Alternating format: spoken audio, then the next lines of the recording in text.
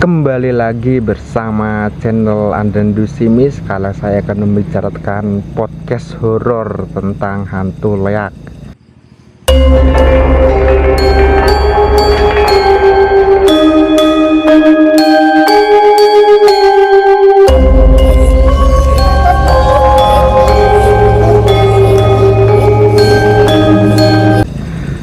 Dari episode sebelumnya kita membahas tentang Sarjono yang marah karena anaknya yang dirasuki oleh sosok calon arang leak Maryam.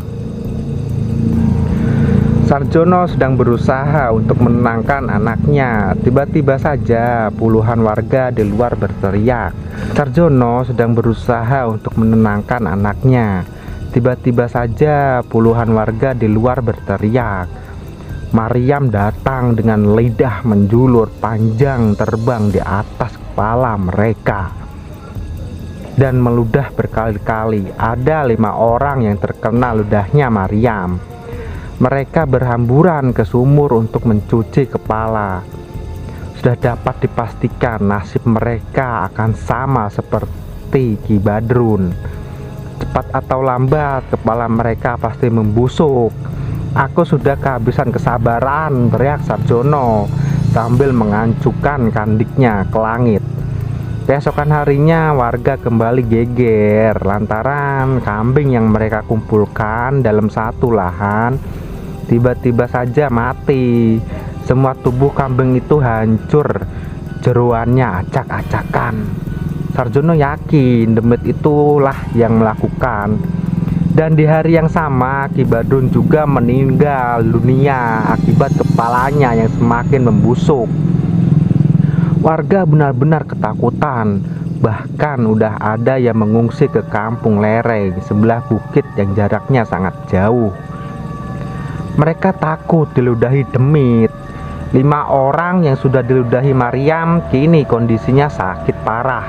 Rambutnya rontok, kepalanya membiru melepuh seperti akan membusuk. Kondisi kampung sudah tidak terkendali lagi. Sarjono tidak tinggal diam. Dia pergi berkelana menuju sebuah desa yang katanya ada dukun sakti di desa itu. Sesampainya di sebuah desa, desa sebelah langsung mendatangi dukun sakti yang bernama Mbah Sarman. Dukun itu memberi Sarjono 10 liter beras. Tentunya itu bukan beras sembarangan. Mbah Sarman bilang kalau dia sudah meniupkan mantra ke dalam beras itu. Warga yang tinggal di kampung Begendeng harus menelan beberapa butir beras kalau mereka ingin selamat dari gangguan Maryam. Mbah Sarman juga memberi air obat yang dimasukkan ke dalam sepotong bambu. Katanya air itu bisa menyembuhkan penyakit ajis. Dan warga lainnya yang terkena ludah si Maryam. Bagaimana cara saya agar bisa menangkap demit itu, Mbah? Tanya Sarjono. Kau harus datangi sarangnya, timpal Mbah Sarman. Di mana, Mbah? Sarjono kembali bertanya. Begini, sepenglihatanku ya, demit itu menampakkan wujudnya di lembah Nganten Mate. Saat subuh menemukan demit itu, lemparkan sekepal beras mantra ini ke tubuhnya. Niscaya dia tidak akan bisa lari, kata Mbah Sarman. Sarjono mengiyakan saran Mbah Sarman. Dia pun pulang kembali ke kampung Begendeng.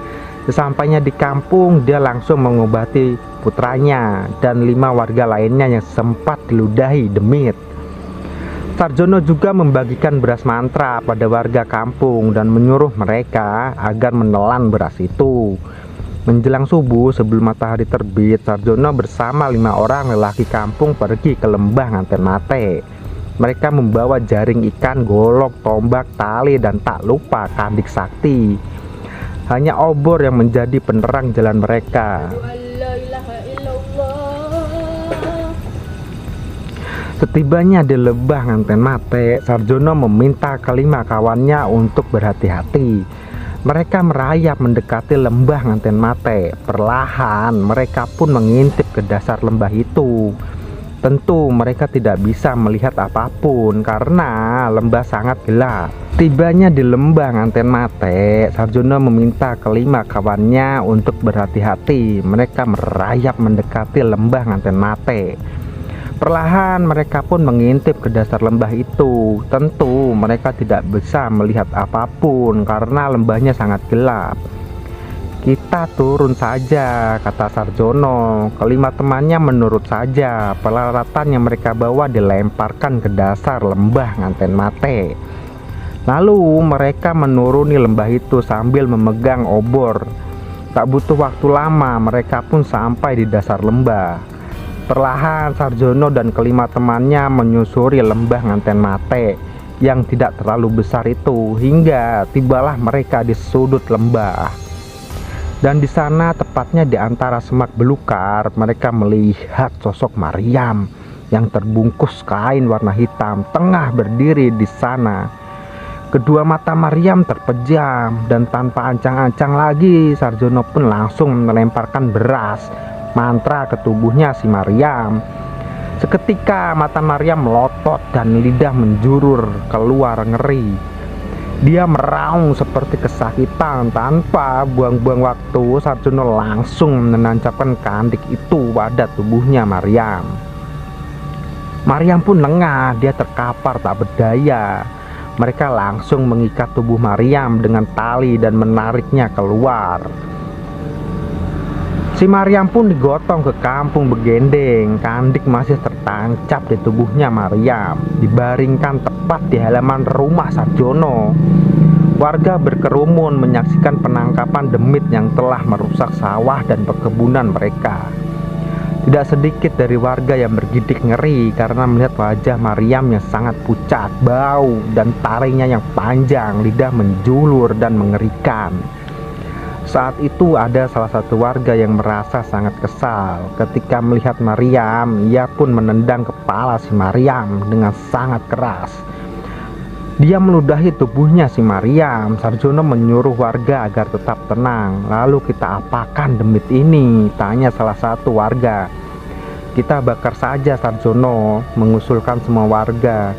Mereka mengumpulkan kayu bakar di lahan terbuka. Maryam digotong dengan warga setempat. Kandik masih tertancap di tubuhnya. Tubuh Maryam ditimbun dengan kayu bakar. Sarjono sangat hati-hati dan selalu memastikan kalau kandik itu tidak copot dari tubuhnya Maryam. Setelah semuanya siap, api pun dinyalakan. Semakin lama api itu semakin besar, berkobar-kobar membakar tubuhnya Maryam. Namun setelah api itu padam, warga sangat heran. Kenapa tubuh Maryam sama sekali tidak bisa dibakar? Bahkan kain hitam yang membungkus tubuh juga tampak utuh dan tidak terbakar sedikit pun. Untungnya kandik masih tertancap di tubuhnya Maryam. "Bagaimana ini?" tanya warga pada Sarjono. "Ya sudah, kita kubur saja, tapi kita harus pastikan kalau kandik itu tetap menancap tubuhnya si demit." Maryam pun dikubur di sebuah hutan jauh dari perkampungan desa Begendeng. Hutan itu jarang terjamah manusia. Setelah Maryam dikubur, permukaan tanahnya diratakan lalu ditimbun dengan rumputan agar kelak tidak ada yang menemukan lokasinya. Kuburan Maryam di hutan itulah Maryam terkubur selama berpuluh-puluh tahun. Kisah tentang demit yang terbungkus kain hitam diceritakan turun-temurun hingga mereka menyebutnya dengan demit calon arang leak. Demit calon arang pun menjadi legenda yang sangat mengerikan. Cerita dan mitos tentang demit leak menyebar ke berbagai daerah. Mereka bahkan mampu menggambarkan perwujudan demit leak dengan sangat rinci. Tapi ada satu hal yang dirahasiakan leluhur mengenai demit leak, dan tentunya orang-orang yang mendengarkan podcast channel Andan Dusim ini sudah tahu rahasia itu sampai selesai. Terima kasih sudah menyimak cerita podcast horor Andan Dusimi. Tunggu kisah-kisah lainnya ya. Tetap sehat, jangan lupa vaksin, dan salam mimpi buruk.